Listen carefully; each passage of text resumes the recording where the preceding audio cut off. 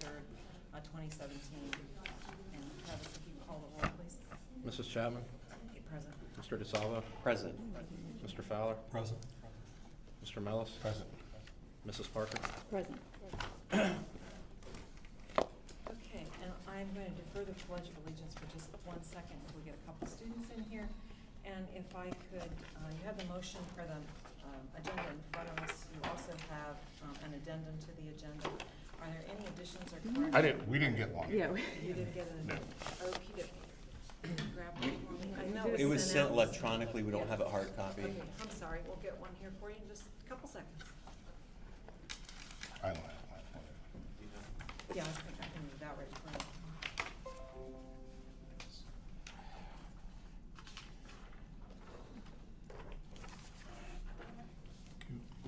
Thank you. Do we have a hard copy of the actual, do we have a hard copy of the actual resolution? If we don't, I do. Yeah, because that's not. Yeah, it was. Yeah, it's not attached.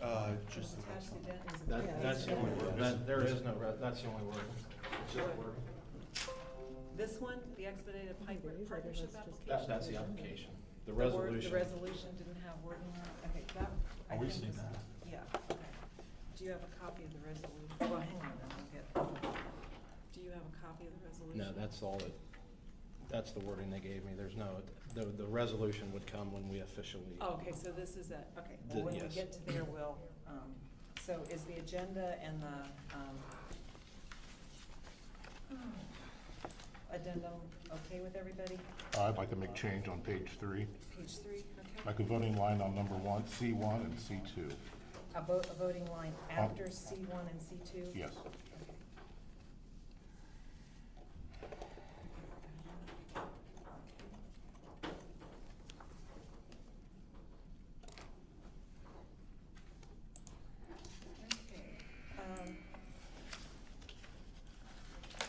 Okay, okay.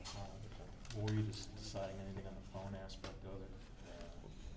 It'll mostly be discussion and we can see what the board's. Aren't you guys just excited? We can hold up a whole board meeting just for you two. This is Abby and Elise Horn. Miss Horn, Elise Horn, okay. Abby and Elise, welcome. First of all, I want to thank you and congratulate you on being Students of the Month.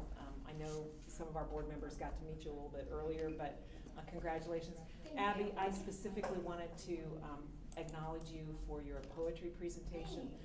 For some of the board members, I just happened to be at the school and got to listen to 7 kids give their poetry interpretation, I guess. And we have one of our students is going to be going on to the district, but Abby did an absolutely phenomenal job, and they were the scoring was like a 1/10 of a point between the two. 0.3. Yeah, 0.3 tenths between each other. So. But the boy who had that 0.3 was absolutely phenomenal. Well, she's very. Nick was so good. She's very gracious. So, I'd like to, if we could have a. Yeah, I know it was awful. I was crying, and I'm like, oh my gosh. But it was a great day. I mean, it was just. Sometimes when you don't know what to expect, and you run into very special people, and these 2 people are very special students to it. So, if you would lead us in the pledge, I'd appreciate it. I pledge allegiance To the flag of the United States of America and to the republic for which it stands, one nation, under God, indivisible, with liberty and justice for all. Thank you guys very much. I hope the cake was great. Really good. Okay, good. Thank you again. Okay, thank you guys. You also have the minutes of the, I'm sorry. Could I get a motion to approve the agenda with the corrections as noted on page 3 with a voting line after C1 and 2? So moved. Did we do a roll call? We did roll. Oh, we did roll call. Yeah. We did roll call, yeah. We haven't done approval of agenda, no. I just want everybody out there to know that we really do have our stuff together. It's just when you have a student award ceremony, it gets a little. You did. Okay, I'll go ahead and make the motion to approve the agenda, and could I get a second, please? Second. Thank you, Mark, and could I get a, Mrs. Chapman? thank you? Mr. Mellis? Yes. Mr. DeSalvo? Yes. Mr. Fowler? Yes. Mrs. Parker? Yes. You also have the minutes of the January 4th board meeting are there any additions or corrections to that agenda? Or minutes, I'm sorry. If they're not, could I get a motion to approve? So moved. Thank you. Second. Thank you. And Travis, if you would please. Mr. Fowler? Yes. Mr. DeSalvo? Yes. Mr. Mellis? Yes. Mrs. Parker? Yes. Mrs. Chapman? Yes.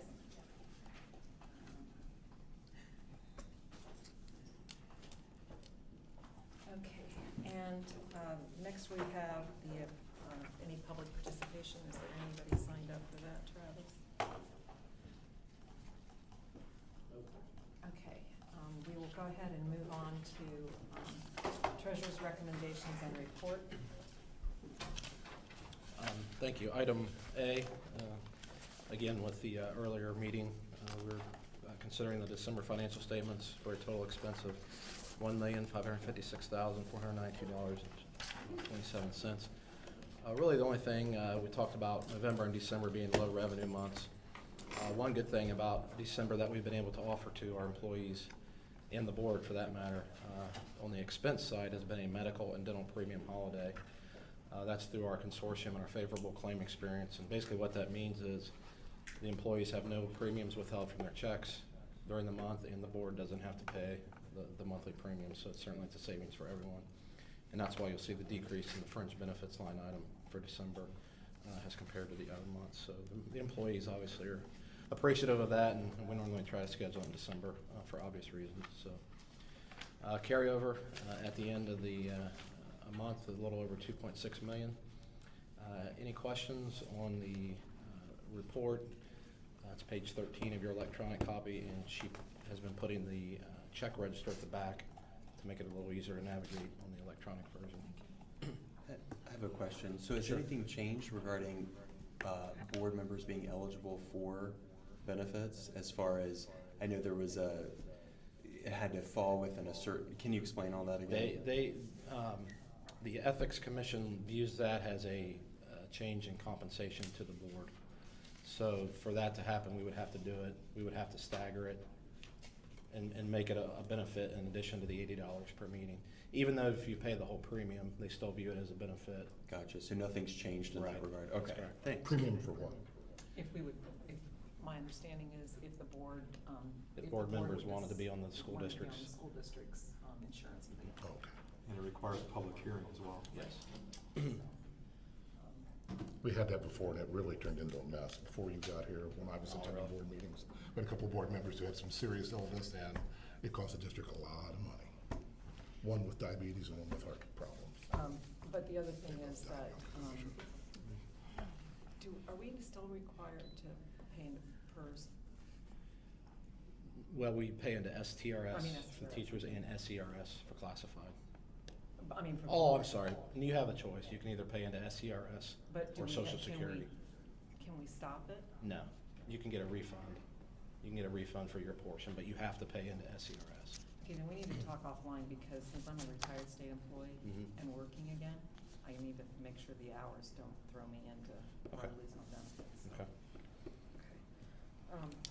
I have a question on the checks, on the one for impartial hearing officer, if I can ask, what was that all about? That was from our due process a few months ago that you were updated on. Okay, just checking. It's just the time lapse and the arrears of the Okay, billing. I just wondered if that was it.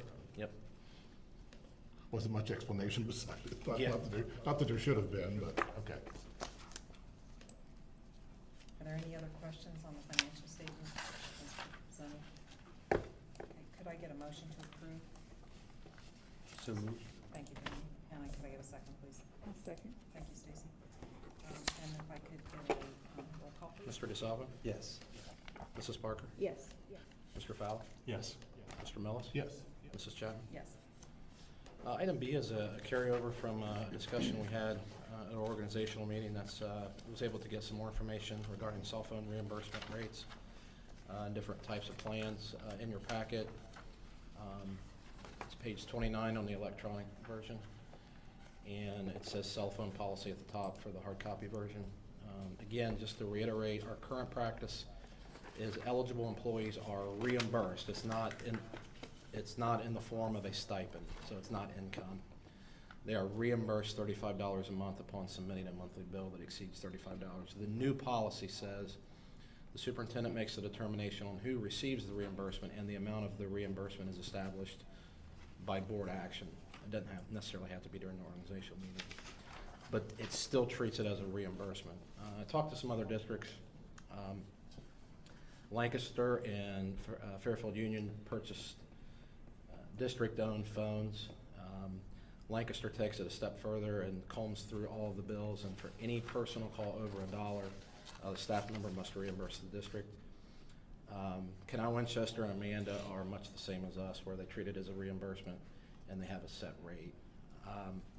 I did obtain some guidance. You also have the current policy in there. And then on page 31, I had this in one of our older files. It kind of describes the pros and cons of board-owned versus employee-owned. And I won't read through all this. I guess I'll just kind of, from my perspective, I'm not real interested in having board-owned cell phones and going through that process of trying to police it. I'm not against leaving it as is. I would rather keep our current procedure the way it is, and as we treat it as a reimbursement, and it's non-taxable to the employee. So I guess no action tonight means we just stay with our current policy and it stays at the current rate. But are you, the way this was presented on the agenda, Travis, what I thought you were gonna do was provide information. I didn't know we were gonna take action tonight.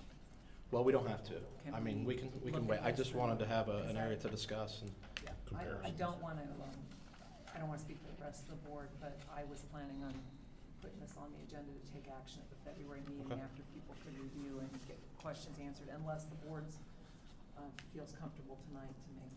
We don't, if we're happy leaving it the way it currently is, and they just get $35 a month, and then there's no action has to be taken at any point. We're not changing the reimbursement rate or anything like that, right? But that was proposed and increase it that to was 50 at the proposed. That was last. proposed, Will be tabled. which we had first discussed in our policy meeting, but certainly I understand the board's view of it. And again, like Mr. Fowler said, no action means we stick to the current policy. Okay. Does anyone have any other things that they would like to say about it? Or I'm not against revisiting this, but it looks like we're in line with most of our other districts. I think so. To be honest, I had not looked at this in a long time, so it was good to get some information and see exactly where we are. Danny, Mark, Casey, everybody? I can wait, or it can stay the same. Okay, Okay. thank you. Thank you. Item C, certainly happy to accept, or ask the board to accept the following donations: Paulus Real Estate and Rentals, Company Wrench, and Brad Hutchinson, all making generous donations for our food service department. More specifically, each donation was asked to be made to alleviate any outstanding lunch charges for our students, and certainly we have complied with their wishes and applied it in such a manner. So Travis, can I just ask you, because this is like the second time now that we've gotten donations towards food services, how many outstanding lunches? What are do you know the outstanding? When I talk to Company Wrench, it's the sum of those two numbers. That's why it's kind of an odd number, the 259847. If you add those two together, that was our balance at the time. So And what is is that that, around from just 5,200? this year, or is that? That's cumulative For how? for however long we've had the current system. It's a cumulative balance.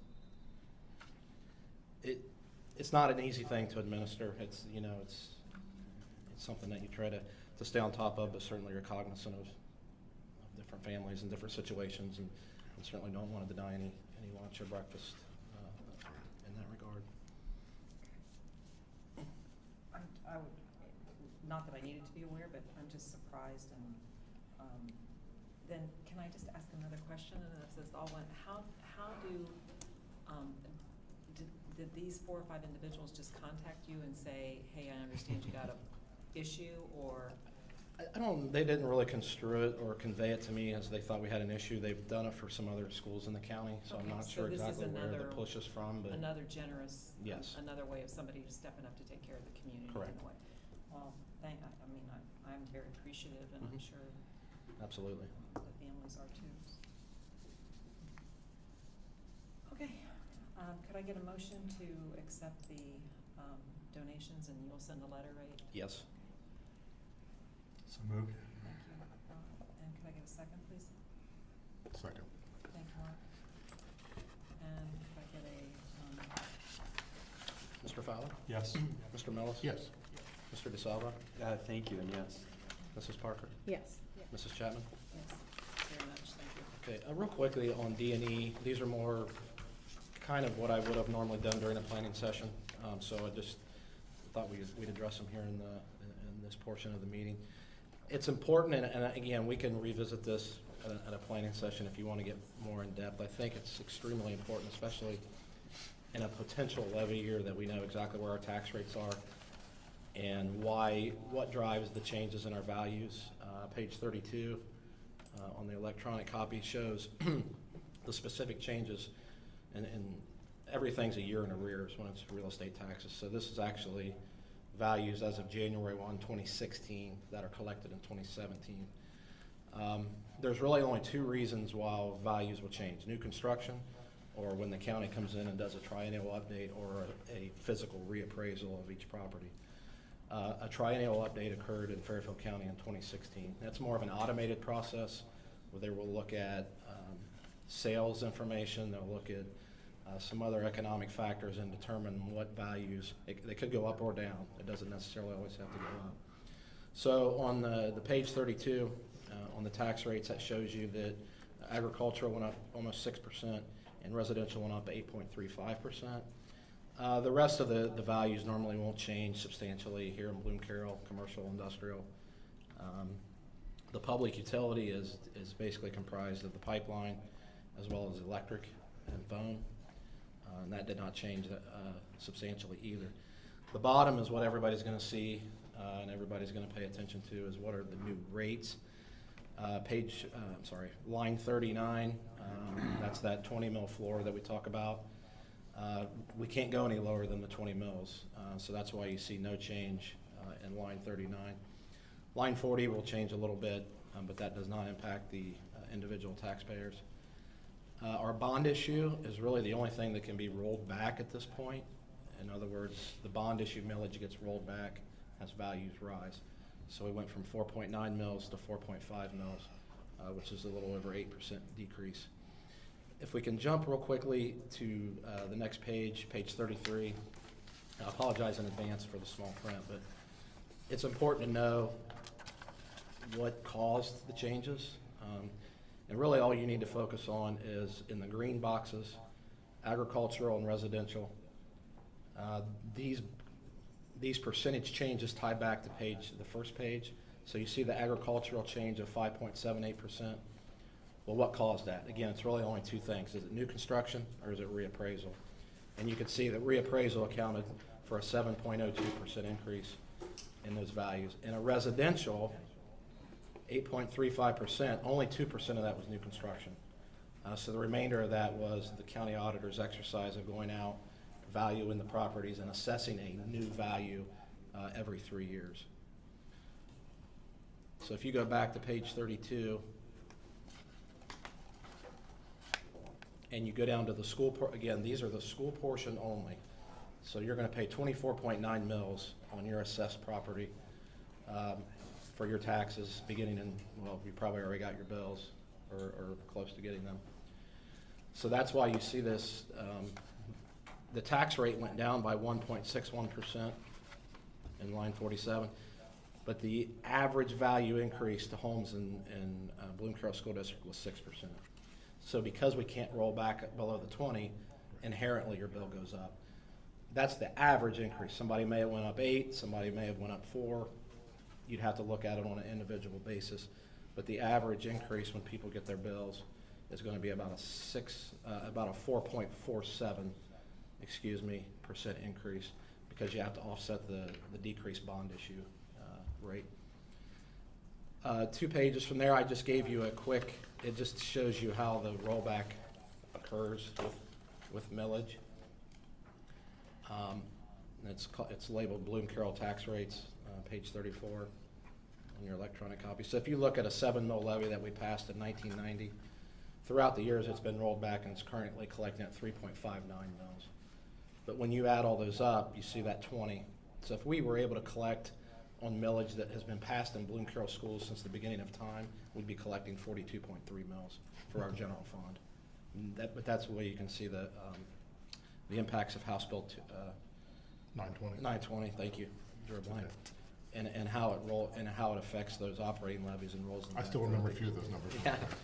Not as many as I used to. Separate from the 20 mil floor, again, is our bond issue, which built this building and started off at 5.8, and it's down to 4.5. So, again, nothing to approve, nothing to consider. I just think it's important to kind of know where we are with our tax rates and values, especially as we move into some more specific discussions on levy information. So these sheets should probably be printed out or taken out of your board packet and put in the notebook, right?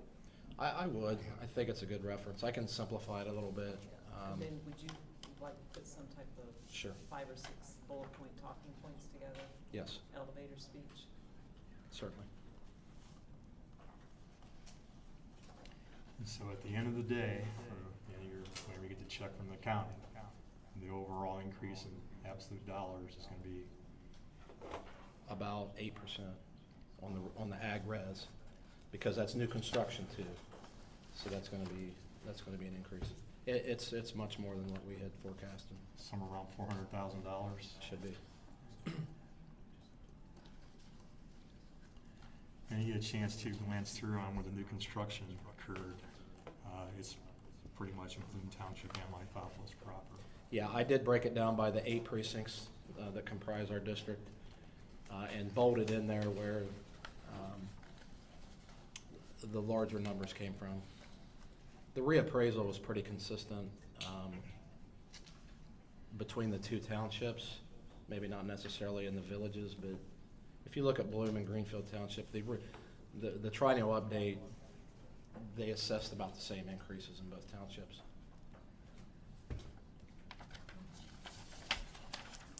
So this is just with the building and everything, it's just, And again, we're always a year in arrears, so you see things going up, we're not gonna collect on those a year from now, so. Any other questions on the? With Fairfield County, I'll commend them. They've done a very nice job with, we're currently at about a 98.5% collection rate, our real estate taxes. That's very good. because I know. There are some several years other ago- counties that are in the mid-80s, so I'm sorry. we track that diligently. Last one is, a couple of weeks ago, and this kind of plays into our overall wellness plan, through some various healthcare reform and requirements from Ohio House Bill 66, we are required to have a wellness plan. Our consortium pays for this. This year, we were fortunate enough to have 6 individuals come out from Fairfield Medical Center on the teacher workday in January. We opened it up to every employee that could sign up to have a biometric screening. They didn't have to be on our insurance. We just opened it up there. It's completely voluntary, obviously. The screening consisted of height, weight, body mass index, body fat percentage, blood work, measured glucose and cholesterol, and also like blood pressure and everything like that they measured. Very professional group, Fairfield Medical, extremely confidential. They wouldn't even read your measurements aloud. They would show you the instrument, and you would see your measurements, and very professional and confidential. These results are uploaded to a secure website.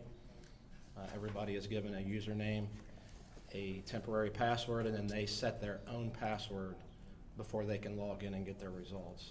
Still in the process of having those things uploaded. But I just wanted to throw that out there again as we try to grow our wellness plan and our safety plan and kind of that area of our district. I think we got some good feedback. I was surprised we had 82 employees that took part in it, which I was not expecting that type of How many total participation. employees do we have? We have about 180, so we had about a half of the employees, and you had to fast. So there were some factors there that I thought might deter some people. You'd have to get that orange stuff? Yeah. Or whatever color they're using They now. did just the little finger prick, so I was happy about that.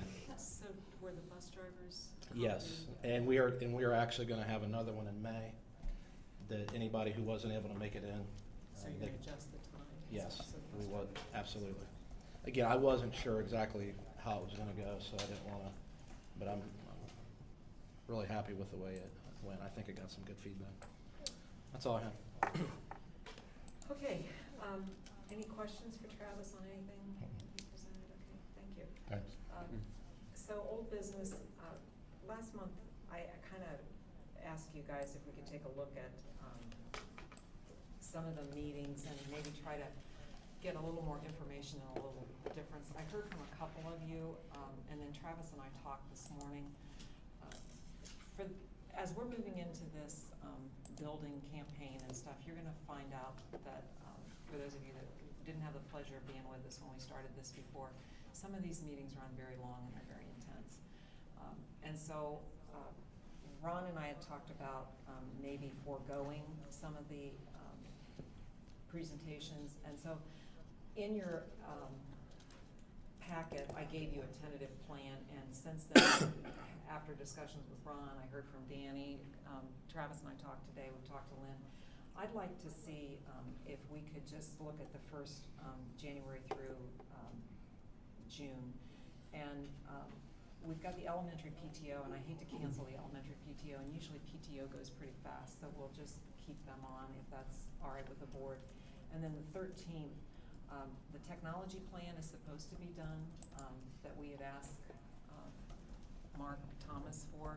And so if that's done, I'd like to have that presented at the March meeting so we can hear about that before we go into the budget and the wish list. And, you know, by that time, he should know all the stuff that's going on with testing, and we should be able to know. Then I'd like to hold the April meeting for potentially to have the middle school and high school present together. I know we've heard about the high school instructional practices and the middle school instructional practices, but what I'd like them to really focus on is how they ensure a good transition between middle school and high school.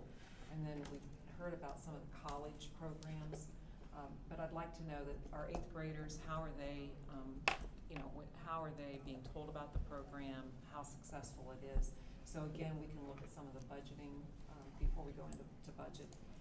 And then May, just keep the, or April, I'm sorry, keep the primary and the middle school together again. I'm sorry, I screwed up.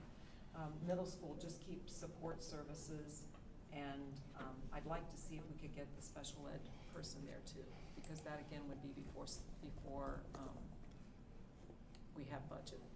So that way, I think that would give all of us an opportunity to have most of our questions answered before we see that wish list. And if we've got questions, we can bring those to the planning session and ask staff. And Travis, if you can help me tomorrow, we'll put out something so that we can let staff know.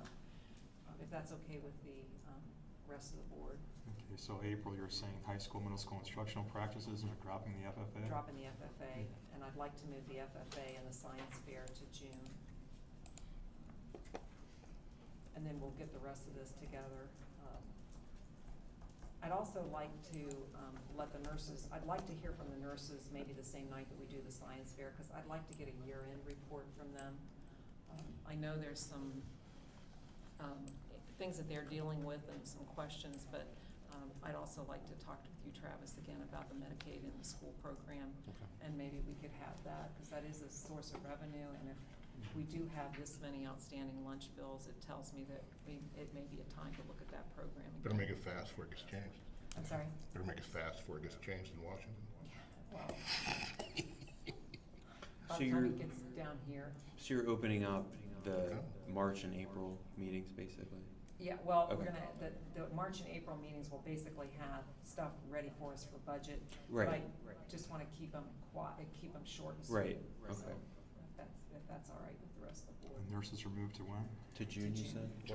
What is, so May is primary school, The and primary- special education? Primary, intermediate, and Okay. special ed. And we'll get this out to you, or we'll do something to send out to the board tomorrow and then get the people notified. Okay. All right, and then, before the March meeting, we'll get the rest of the year outlined. I'd kind of like to see, I mean, for me personally, and I don't know, the rest of the board may think I've lost my mind, but which that's probably true. But I'd like to see maybe the athletic boosters and the music boosters, all the booster clubs report at the same time, so that we could get a feeling what the PTO, all the PTOs at the same time, and then the other ones, so that. Okay, then board liaisons. One of the suggestions was, because curriculum and instruction, we've never really been that actively involved with it, we've kind of been on the periphery, is to roll that into the policy committee. So that committee would become part of policy, and then when the policy committee meets quarterly, we can either bring Jody in and ask her, you know, to talk to us about that, because there's usually policies that goes along with that. So we felt that if that would be the board's pleasure, we'd roll those together, and then keep the rest of them the same until we get through this year. And Danny has asked to stay on the safety and wellness committee, and Ron, I thought maybe you might, what would you like? I'm just gonna go down the road and ask you to fill in, guys. I sent you, I'm willing to stay on the facility management Facilities. transportation. And I'm willing to stay as the OSBA representative unless somebody else would really like to do that. I would be the alternate. So, so on facilities, I'd like to suggest that Ron and I stay on that committee until the end of this year. Personnel and management, I think, Mark, you had Yeah, I'd talked do about that. that before. Media and community relations. If you never answer your phone, you never get any calls. But community relations, Jody kind of works with us on that. So, and right now, Danny, you're kind of on that with the community. Is that okay? to Yes. stay? Okay. So we'll put Danny there. And OSBA, is anybody like just dying to be that representative? I'm just looking at that. We can flip it. Would you do that? Yeah. Okay, so we have to let him know. Okay, so Stacy, and then you'll back her up, right, Ron? Okay, thank you. And then I know that we're all gonna rush for this No, we're not. favorite It's committee. back you up. But policy, is there any of the rest of you that would like to, I think she meant to keep it the same on OSBA. Yeah, Ron can do. oh, she kept it as wrong. Oh, I guess I wasn't hearing well. Okay. It'll be Ron as the liaison Yeah. and Stacy as the second. So you're gonna put policy, you're gonna include curriculum instruction and Yeah. co-curricular? I'll still You'll do stay that. there, Yeah, I'll okay. stay there. And since Mark said he would stay, unless somebody else wants to work in policy, and the other, like you're just really jumping at that. Okay, but next year, if I am back here next year, and I don't know, I won't work on policy committee again, because 7 years is enough penance, right? All right, could I get a motion to approve the February, March, April, May, and June appointments? And then to go ahead and look at the board liaison appointments, if I could get a motion to approve. So moved. Thank you, Mark. Second. Thank you, Danny, and Travis, if you would, please. Mr. Millis? Yes. Mr. DeSalvo? Yes. Mr. Fowler? Yes. Mrs. Parker? Yes. Mrs. Chapman? Yes. So I would like to inform the board that I did get a call from Lynn. He wasn't feeling well tonight, so that's the reason he's not here. And are you giving his report, or am I giving it, or who's? I don't have a specific report. I talked to him. I can go through the items. Can you go through the Sure, items with us? I'll try. Item one, recognize the first semester students of the month, as we saw in the very nice ceremony at the high school. Abby Young, Elise Horn, Zachary Berry, and Logan Willis. Middle school was Kevin Tyler, Isabel LaSalle, Alexis Young, and Andrew Belly. Intermediate school was Addison Smith, Matthew Plegman, Monica Gombas, and Ellie Bratton. And at the primary school, James Wilkinson, Riley Westall, Jake Summer, and Libby Craner. Again, a lot of congratulations to all these excellent young students and their parents, certainly. I believe we added a voting line. After that? No, we had Oh. C next.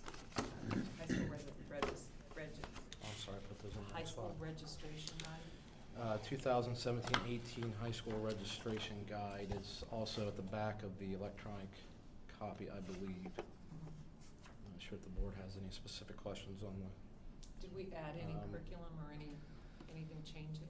taken away or adding? They added some courses. Yeah, they did. It should be marked in, What about the philosophy? Are we keeping that or not? and obviously the grading scale changed too. Oh, these are some, okay, good. Advanced placement in government and politics, world geography, modern American history and culture. Anatomy and physiology, that's good. A new social studies electives, those that I just mentioned are elective, that's good. Okay, and, the vault, Yeah, approved, item 3, approved the vault as the venue for the 2017 con to be held April 29, 2017 from 7 to 10 p.m. and we were at the vault last year, weren't we? We've been there? No, there was an issue. It was and they- There was an issue. It was double That's booked. double. Um, And we're okay with this year then? We are. Okay. Okay, could I get a motion to approve recognition of the students, the registration guide, and the vault as the venue for the prom? So moved. Thank you, Dan. And a second, please. I'll second. Thank you, Susie. And Travis, if you would, please. Mr. DeSalvo? Yes. Mrs. Parker? Yes. Mr. Fowler? Yes. Mr. Mellis? Yes. Mrs. Chapman? Yes. Item C is personnel employment. Number 1, approve the voluntary transfer of Stephanie Gillenwater, intermediate school aide to intermediate school library aide, 193-day contract to step 6, and this is to fill the vacancy created by the retirement of Cindy Hinwood. And you have a voting line. Voting line before and after, or just, I thought I just had one voting line. It's after two. Two, okay. 1 and 2. Yeah. Item 2 is approve the employment of Hannah Goodrick, long-term substitute teacher for Daniel Grove at the middle school, effective January 23rd, 2017 through approximately March 13th, pending medical release from Mr. Grove. We're supposed to have voting lines after 1 and after 2. Oh, I'm sorry, that's my error, I didn't know after one. So you want C1 voting, C2 voting? C1 voting and C2 Okay. voting, okay. I'm sorry, that was my error, I didn't. Okay, so I just have to give you guys full disclosure. I have a very dear friend that's not doing well, and the texts and phone calls I'm getting are just updates. So I'm really trying to stay focused, it's not an excuse, and I really didn't hear that, so I apologize, and we'll take care of that again. Okay, so C1, approve the voluntary transfer of Stephanie Gillenwater. Could I get a motion to So moved. approve? And could I get a second, please? Second. Okay, Stacy, and is there discussion? And if I could get a roll call, please. Mr. Fowler? Yes. Mrs. Parker? Yes. Mr. DeSalvo? Yes. Mr. Mellis? Yes. Mrs. Chapman? Yes. Okay, And and two. the next one, I have a voting line, after approve the appointment of Hannah Goodrick for long-term sub position, could I get a motion to approve? Are we going to have discussion? We're going to have it Yeah, after. okay, could I have we have It's after. discussion? After. After the motion? I just want to say that the person who currently been in the last couple of weeks has been out of the classroom for 20 years, has been a guidance counselor. So that's what we've had the last 3 weeks, just so you know. All right, could I get a motion to approve Hannah Goodrick? So moved. And a second, please? I'll make the second. And could I get is discussion, Mark's? I'm good. Okay, any other discussion? Okay, could I get a roll call, please? Sure.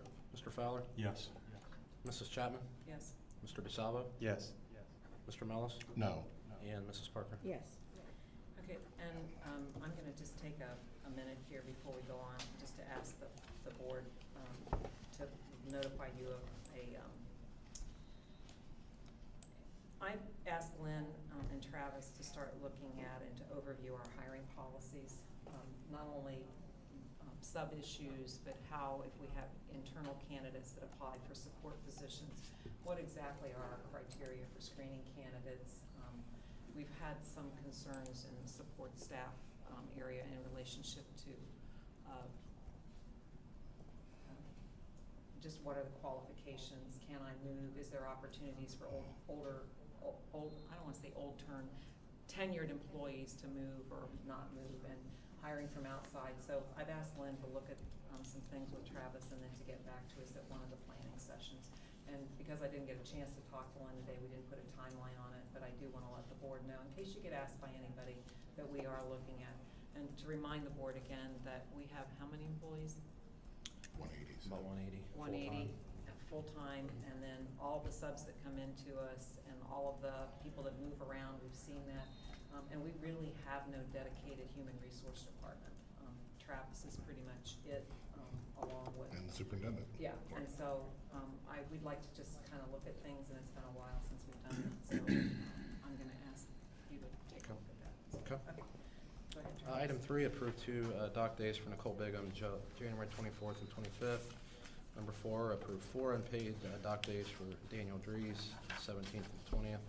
And number 5, 2 unpaid dock days for Amy Sharp, May 5th and 8th. Item 6, approve the following athletic supplemental contracts as listed, A through E plus F. On your addendum, Zachary Spriggs, varsity boys soccer as F, along with A through E. Number 7, approve Chalk Woods as middle school softball volunteer for the 16-17 school year. Any questions on 3 through 7? If not, could I get a motion to approve?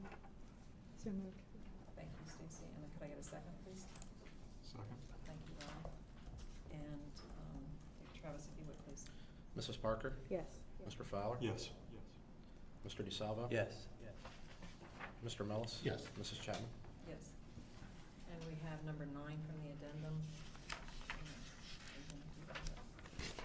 Personnel employment, approve the following athletic supplemental. have a number contracts. 8? That one, okay, we got that one. Do we have a number 8? We're from 7 to 9, correct, or am I wrong? We did. Okay, that's We okay. didn't correct that in the beginning, so we Well- have the numbering. Oh, maybe I missed it. Oh, yeah. 9's a 9C, it's section Oh, 9. 9C, okay. Okay. Oh. Okay. Okay. And All right, I see. new business, That's on your addendum. We met Friday with our facilities committee, with Mr. Fowler, Mrs. Chapman, along with Mr. Shore, and the Ohio Facilities Construction Commission, used to be OSFC, as we start to have discussions about how much we want to be into the expedited partnership program. We built this building under the expedited local partnership program through OFCC. OFCC would like this is just a simple kind of resolution to start to do some things in anticipation of us perhaps doing another phase through their program. Doesn't lock us in, but it gives them permission to update the enrollment study and start to put some numbers together as we look at potential master plans. So that's why there's really no backup to this. They basically just said they needed a board resolution, if it's the board's wish, to at least start to travel down this path with a future decision to be made with a more official approval of a master plan and participation in the state building program. and so Mr. Shore's gonna address a little bit of this at his presentation, so kind of put it ahead. But what I understood from when, and Ron helped me with that, is that the state has timelines to meet in order to approve any kind of plan that we bring forward in July, give or take. And they have to have the updated studies, they have to have a resolution. There's a lot of things that fall into place, but the very first thing that has to happen is we have to give them permission to update our student enrollment, look at our population growth, Current building assessments. current building assessments. So in a way, that's really good because they'll come back into the buildings, they'll do their assessment. Mr. Shore will talk about what he's gonna do in his group. So we'll have at least 2 updated opinions then that will really give us the information I think we need to move forward. So how do you, are there questions that you wanna ask of Travis or Ron or myself before we make a resolution to allow them to go forward? I don't think so. It doesn't hurt us and it doesn't tie our hands, No. right, Ron, with Yeah. anything? This is on the state's dollar, it's not on Yeah, us, so. so we don't pay for any of this, they'll just be in our facilities and. Just not forever like the auditor. I hope Not not. the audit. He won't be taking a permanent residence. Okay, so, could I get a, motion to approve the resolution for determining, so we want to, how do you want this worded, Travis, again?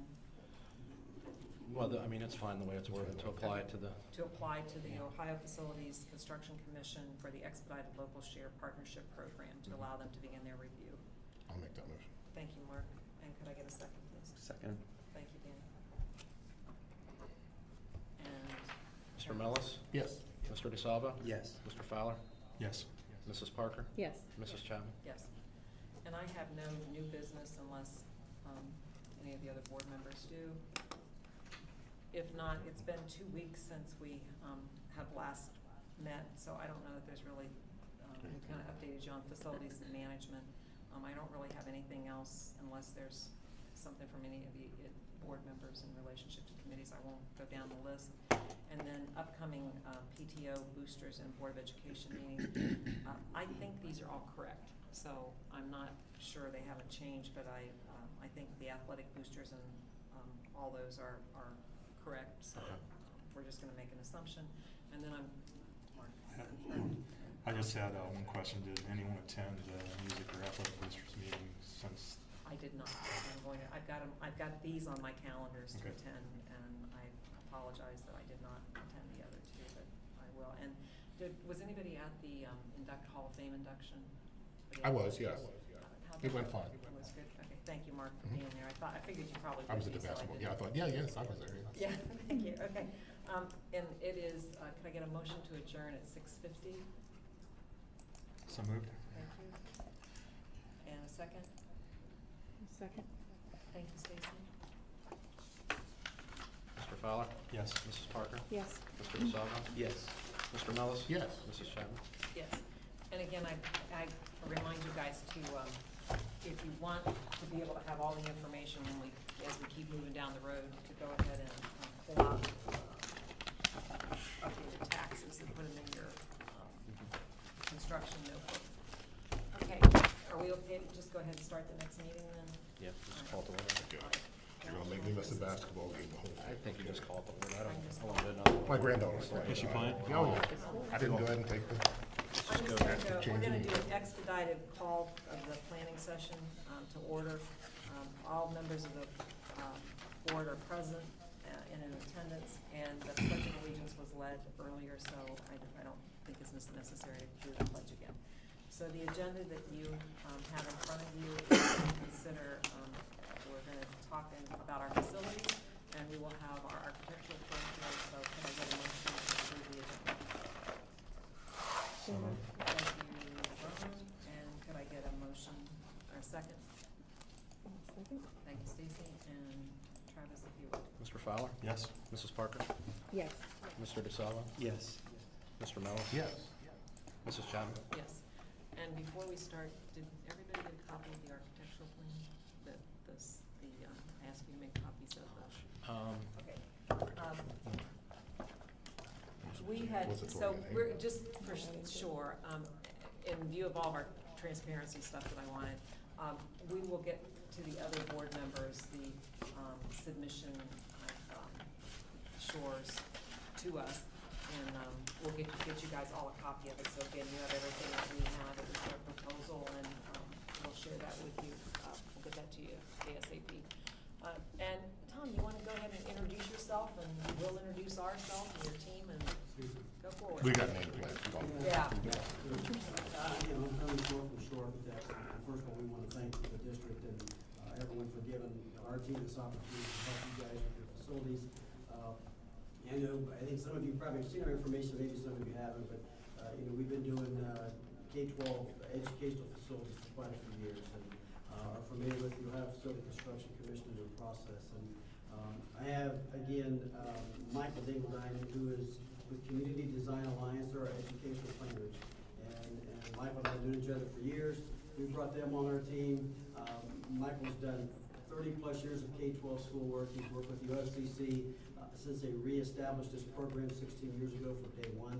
And they've done significant projects for the state as well, so he's a great asset for our team.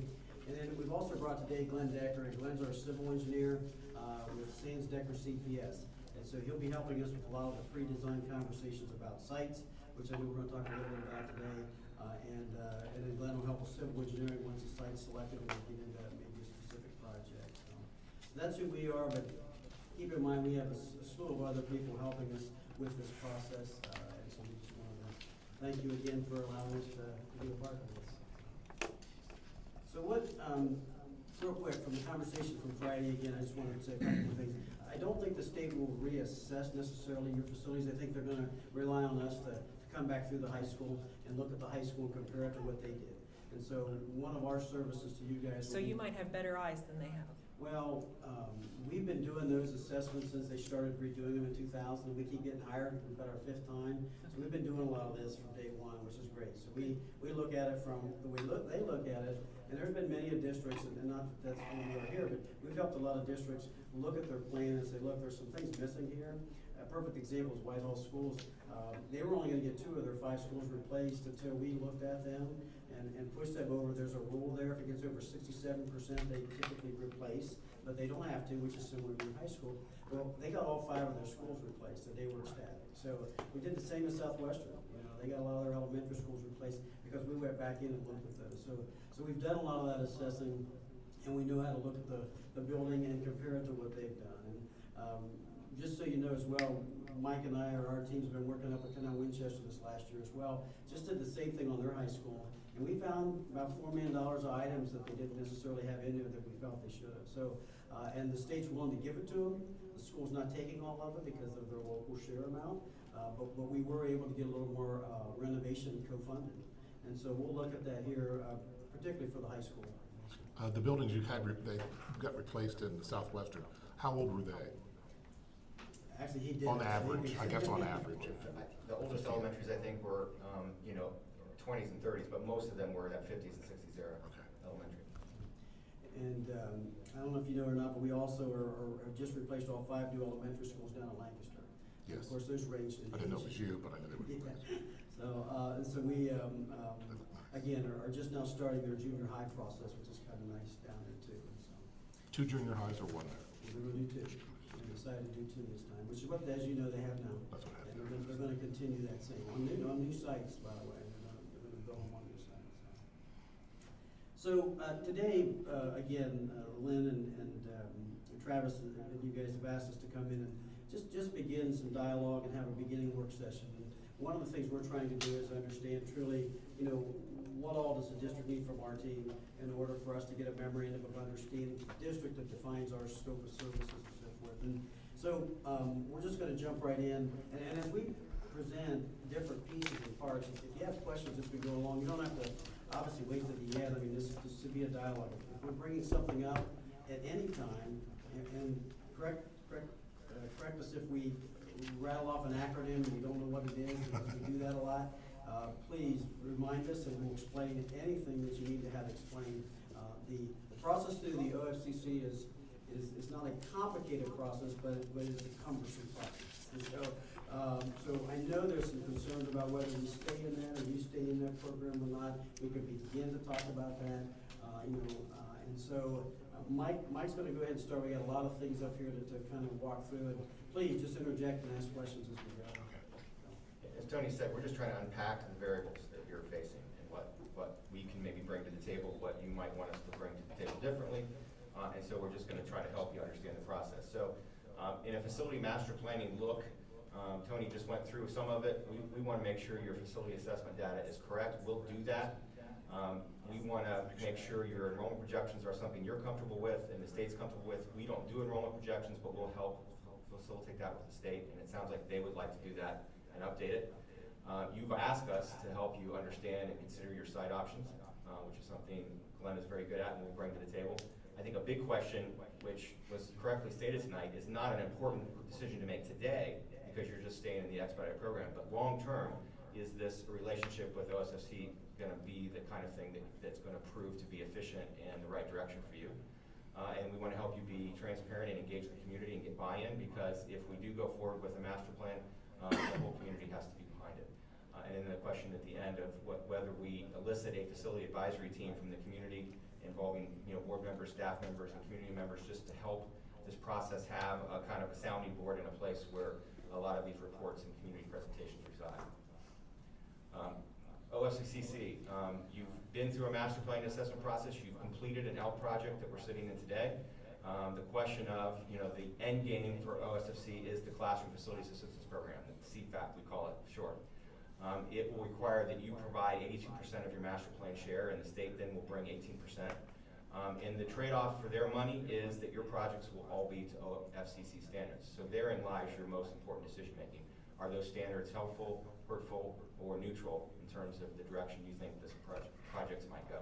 I'm sorry, and I know it came up from Sam on Friday, which was a great question, about, when are we up next, and they can never Yes. tell you. They can never tell you that, and it's a crystal ball, and they say that every time, and Even if they could, they won't. they won't. Yeah. And so, I know, Ron, you were a little frustrated, because the last time they made it sound like you were close. This time they're rattling off numbers that make it sound like you're close, and then they talk about a priority list, which sounds like we're not. So, it's hard to say, and is it gonna be there like they said, and they keep saying this, they funded this program for 16 years. Are they gonna stop funding it someday? Nobody can say, but they haven't stopped yet, and so that's a good thing. And they still are getting a lot of firms, or a lot of districts, I'm sorry, still actively involved with this program, even at the 20 and 25% state share. So they're still getting a lot of activity and a lot of interest. So I just wanted to bring that up. I mean, I know people Tony, always this ask that is on the question. School Board Association's political agenda, activities agenda. We got that from the association. And this, and there's several other comments along the line where it talks about buildings and taxes and stuff that impact. So it's still on the mind of our association also. Yeah, among their legislative, whatever. Right.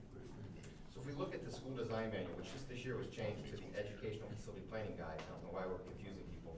It's 2 3-inch or 3-ring binders that stack probably 11 inches high. And that's a big document. That sounds like our policy manual. Yes. If you break it down into what it really subscribes, and it's a prescriptive tool, about half of the book is on types and size of spaces. They decided when they set up this program, they wanted program equity across the state, so they wanted districts to look and feel the same in terms of how they deliver programming. So they created a fairly prescriptive manual that's had lots and lots of revisions and improvements over the 16 years we've been, and every year we get to bring up ideas and bring up improvements. But that is pretty prescriptive, although since 2012, they've started allowing the districts to actually vary from those standards a little bit through something called the 21st Century Learning Innovation part. They actually let you make some decisions not to comply with the size of spaces if you can prove to them that it helps you support 21st century learning. So if we could prove, like, for instance, with the high school, if we still go with the refurbished, because we didn't go anywhere trying to have 2 new buildings before, if we would go with, I'm just bringing this up just as an idea is all, if we would remove some of those trees that are between the wing and over by the administrative offices, and make that a 2-story and add X number of classrooms, 6, 8, whatever. Or when you look through the bill, or you look through it, I guess I wonder about the FFA area. I don't want to cut them back or anything, but if they're not using the maintenance area for those same things they used to, as in you bring in your combine, we're going to paint it for you, those kinds of things. I know at some school districts where they got rid of FFA because there wasn't the interest, not like we have, but they turned that into classrooms. Just a thought. Okay. You're right on track. Okay. Classrooms always had to be 900 square feet. Then they allowed 10% change, so you could go from 810 to 9 something, and so they allowed that. Now they allow to tell you that classrooms can be a certain size. If there's extended learning areas that are in the hallways or in group rooms or in small group rooms, you're allowed to consider those things, even though they're not prescribed in the type and size of spaces in the manual. The second category is a pretty good one. They spent many, many years life cycling, studying, building materials and systems. On a scale of 1 to 10 in quality, my opinion is that the school facilities manual is on a 6 to 9 scale. You're a little over the middle and you're almost at the top. So anything in that 6 to 9 scale is pretty much allowed by the manual. If you want to go to 10, you can. That's an LFI. If you want to go under 6, you probably can't if you want to be in an OSFC program. And you know what an LFI is? It's a locally funded initiative. So they're going to co-fund your program if you get involved with it. If there are things that are over and above, let's say, square footage of the design manual, over and above the materials that are in the design manual, they'll pay their share. Let's say you want to use a different type of flooring. They'll give you the base floor and they'll co-fund that. Anything higher in cost of that is a locally funded initiative. So when you hear LFI, that would be on the district to include in their funding, on their funding portion. Well, like we've got an auditorium, so we probably don't need Exactly. one added on to the high Exactly. school, so. That was an LFI on this project. Majority of it was. We already have it. So, Tony, we had, one of the construction guys did a idiot's guide to those abbreviations. And I'm trying to find it. So if I locate it, I'll get it to you guys because, Why is she pointing at us? Oh. LFIs and all those. In the front cover of the manual, I think is a that- copy of okay. that, you can get that online. Okay. If In you the can't last, find it, let me know. Yeah, if you Okay. can't find it. That the would be last great. portion of the book, there are some special program rules that are more than non-negotiable. There's a 350 rule that says schools can't be built for under 350 students. And I can tell you that we learned at Southwestern that any school under 500 tends to cost a lot more per student, especially if you're complying with the district manual. So I think that's relevant here because one of your options in a master plan is to build two small 350 student schools. I will tell you those will cost, in my experience, a lot more per student than a larger school. We want to remember that when it comes time for somebody to say, we want an elementary in Lithopolis and in Carroll, probably. And I found that the OSFC cost calculators work very well in the mid-range size. They are actually generous in the large size, and they are woefully inadequate in this very small size. And so my experience after 16 years of this is that 500 to 750 is a really good sweet spot on cost. So when you look in the manual today, you see things that are good for districts. Healthy temperature-controlled environments, sustained long life cycle materials, daylighting everywhere, secure but welcoming access to buildings. Post Columbine, we have very secure buildings, but they don't feel like prisons. And then lately, the idea of flexible multi-use spaces, which were not allowed by anyone, anywhere in the first few years of this program, are now considered 21st century concepts and they're allowed. And so that's been a huge opening of flexibility for districts. And then finally, they are very concerned about not just the cost to build your buildings, but the cost to operate over time. So part of their prescriptive requirements are to be LEED silver and to get some very efficient operational procedures, have very good insulation in buildings, have very efficient mechanical systems, have very efficient lighting systems. And so you can count on those things being part of your program if you are following the school design manual. So you get a lot of really good sort of learning curve, really good nuts and bolts things. So with Travis's help, I've seen two versions of a master plan out there for you. The master plan option 1 shows replacing your current 2 elementary schools with 2 small 350 student schools. Again, you get to decide the size of schools, you get to decide the grade configuration of schools. OSFC does not care as long as the choice you make doesn't vary greatly from what might be the most efficient choice. And I would tell you, I don't expect this would be efficient at all because to build 2 350 schools, in my mind, would be very expensive cost per student. That's just an experiential opinion. The other option where you build a single K-4 school, you have your 5 8th grade population in this building and you renovate your high school, that is more of a direct, more efficient direction. Again, the grade configurations may not suit the way you want this district to be. And so those are not a requirement. Again, you get to sort of make those decisions about whether you keep 5th grade here, you build a K-5 building, you maybe even consider through 21st century learning that you consider the middle school and the high school a campus and you have 5 through 12 distributed somewhere in that campus setting. Those will be decisions you get to make as a district, and unless the OSFC could sit down and show you on paper that what you're planning is not cost efficient, they would let you proceed with that. So you get the opportunity to decide on these enrollments and But grade Tony configurations. and Ron, I don't want to go into it in detail, but they made a point of telling me that if we make a informed decision to move the 5th graders out of the junior Right. high I was thinking about that. into the That's just what I was back, thinking of. that Yeah. it could cost us It could. money. Because is that right? if you leave Okay. empty capacity in this building, they won't help you fund that empty capacity. You'd have to come up with LFI dollars to fund a piece of this building that they wouldn't give you credit for. But if you were to consider this building in the high school a campus, maybe there's less addition on the high school and more of accounting for space in this building. And it may just be the auditorium, or it may just be a gymnasium, or it may just be a media center. It wouldn't have to necessarily be classrooms with kids in them. So I think as we go down the road, that's gonna be important. They'll Oh, yeah. explain this to us more, because by the time I left that meeting, and it was less than an hour, my head was spinning. But I do think it was very important, because I wanna make sure that we're very open, we're very transparent, we say what it is. When we made the decision to put the 5th graders here, it was a reason, and it may not have been the best decision, so we may have an opportunity to look at that again. So again, this combined, is it a potential combined, 6-12 building, is that a possibility? Oh, I think so. Excellent. And if so, like Mike said, that might help with the square footage of the high school, which is supposed to be additions, if you remember, in their master plan. If you kept it, you would need to put some additions on. If we combine this building with that building, and we use that square footage to create a 6-12 building, use some of the overage here to help some of the under over at the high school, it could make the plan look a little more attractive and then allow us to move the 5th grade into the K4 building, which you may want. So that's part of this exercise. We talked about not spending a lot of time on the high school, but I really think we do need to truly talk about combining, if we want to do that, to help this overall master plan look. You can go back to the previous slide real quick. Since Friday, this has jumped from 17.6 to 18 million in that first line. When was this updated, or? I don't know, what was the last time This they was sent the you? older, Friday was the first time I had seen this one. This one was our most, when we first met, this was the most recent master plan. that Okay, we so had.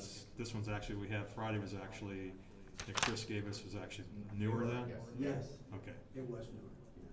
And this calls And for like Chris was the guy from. Resources International, who's Right. actually gonna help Yeah. work with, he's worked with us on this, actually on this project as well. This option here, having the K4 building, one thought I have real quick is like on the end of this building, just taking it out another 12 classrooms and making an L, use those 60 parking spaces are out front, and the 5th graders could be driven to that side of the building for all their other non-classroom stuff. And that eliminates the idea of the $900,000 we might lose in future funding, the capacity aspect. Yeah, Hamilton had an existing junior high that was too large to be half the district, and they were getting a new one. And the state said, well, just put 300 kids in this one and 800 kids in that one. And they said, no, we want a clean feeder system where 4 elementaries feed into each junior high. So they had to actually buy down some credit in the junior high, the large junior high, in order to get that to happen. So they paid a little extra in order to have their clean feeder system. They just have one junior high at They had Hamilton. two. Hamilton Township?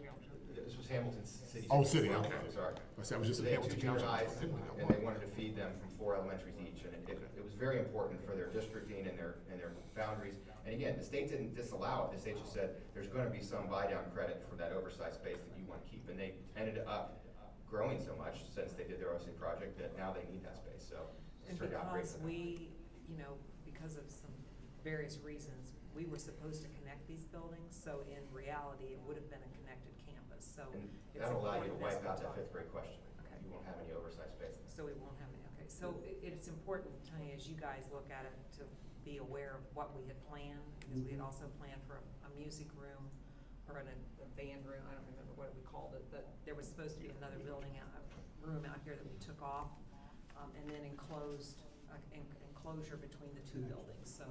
But keep in mind too, again, I think some of you know this is L, when your number comes up, they're gonna redo enrollment projections, they're gonna redo the process, and you're gonna have a whole new potential master plan that you can approve. So just because you approve a master plan here in the next couple months, it doesn't mean that that's where you're gonna be when it's CFAP eligibility. You're not It's just, locking it in. you're not locking into it, this is the plan as we're going forward today, that you can show the community and say, this is what we think we're gonna do in the future, and here's why we want this segment today. To the best of our ability with the Exactly. information that we have They today. want you to make a good ELP plan decision, to not build a school that doesn't probably gonna fit with your final CPAP plan. But you're in a good sweet spot for doing that. And in this phase, if we focus on the elementary, understand we're only building a future credit towards another issue you're going to pass down the road, because they're not giving us a check until you get to the CFAB thing, and it'd be towards the potential either remodel or building a new high school. That's right. That's right. So when you guys are helping us to communicate, we already look like deers in the headlights. And it's important for us to make sure our message is succinct, and that, we all say the same thing and all have the same understanding, so that we don't portray different information. Well, it just confuses the community, and it just gives them a reason to question To vote no, and to not vote. Right. And the commission is sometimes deer in the headlights for all the right reasons. They don't know the uniqueness of your district. They just know the standards by which they overlay every district. And so they need your input, and they need your direction, your guidance. The CFAP schedule for every year is usually like this, and it is this year, as I understand it. March, you submit your data. May, there's a NOCA, which is your conditional approval. In July, there's a commission approval. What I understand the commission to tell me, Glenn Rao, is they would like the same data for you for no other reason, just to make sure your ELP plan is still going forward on a logical basis. So we don't have those formal steps that we have to do because you're just an ELP district. But what you did tonight, which said we're agreeing to continue, means they would like to touch base on those four line items this year, by late March if possible, so that they know that you're on the right track. And keep in mind too, they're looking at, probably the 1 elementary or 2 elementary decision. I think you're staying with the renovation of the high school. I don't think that's gonna really change. You've already done this facility, so, you know, it's not like it's, again, it's not like you have to tell them what sites you're going to use. I mean, that's a whole nother exercise, and that's what we're gonna do. Very soon, we gotta start getting into that conversation and finding all that information out for you guys. So, the location, you know, when it comes to the sites, again, they don't pay for the sites, that's all on the district. They don't pay to get the utilities to the site, that's all on the district. And if there's extensive grading on a site, for example, they won't pay for some of that either. It's gotta be a good usable site. So, a lot of that stuff, again, we're gonna help you with to try to determine, but you don't really need to know that by the end of March, but I think we'll have a lot of information by then. And this also goes along with our ballot initiative. So these timeframes that we have to meet for this are also things that we have to meet in order to get to our ballot initiative. So if you're gonna go in November, as you know, you have to be at the Board of Elections that first week of August, and so you do in July have to be making your final decision, if not sooner.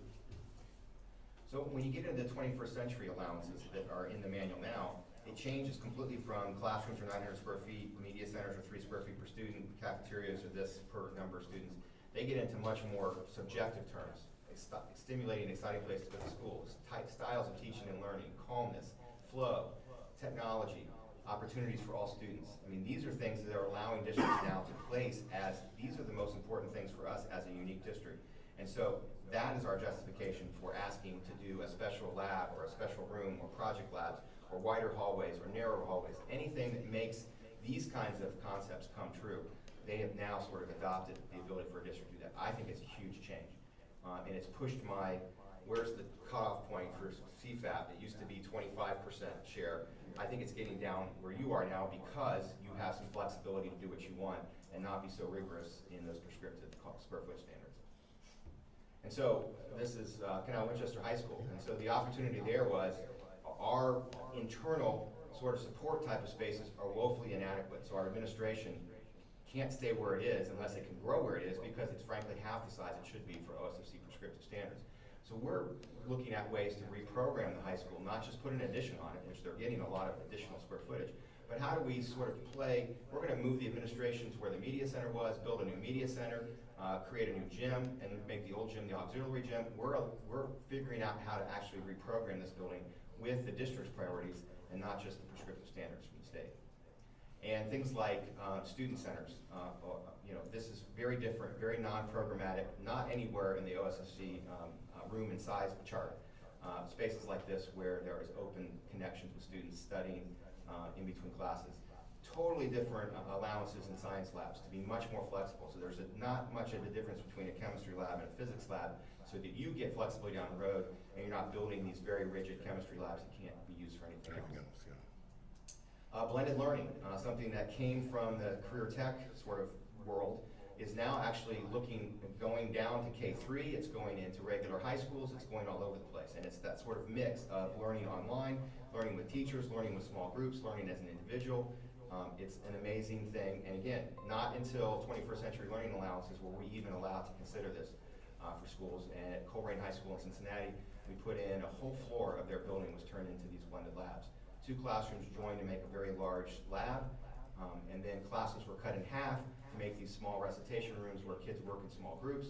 And they even widened the hallway in order to make some sort of places where kids could work one-on-one or two-on-one.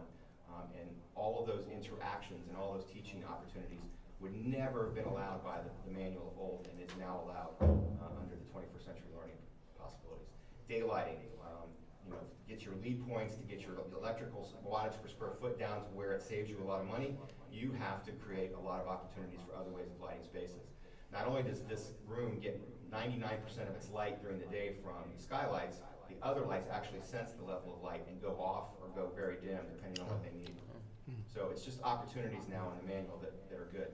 A music room with daylight almost never needs its artificial lights except for at night. Extended learning areas we talked about a minute. These, instead of being 10-foot quarters in an elementary school, they're 20-foot wide quarters in a suite of 6 classrooms.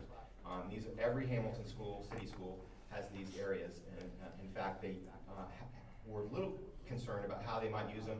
It has exploded their options in terms of how they teach and learn with kids, with large groups of kids, with small groups of kids, one-on-one.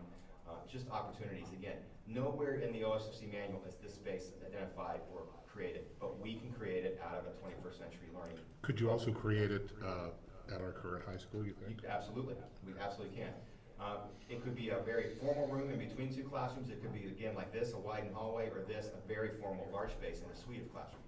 All different ways to look at Mike, the same can you thing. hold it right there? Sure.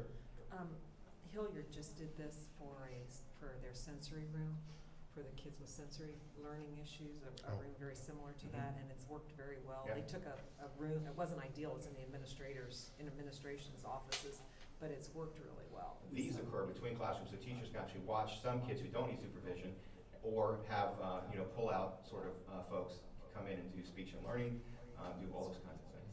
So when we're designing new schools, they really want us to design them with a lot of columns to allow for flexibility in the future.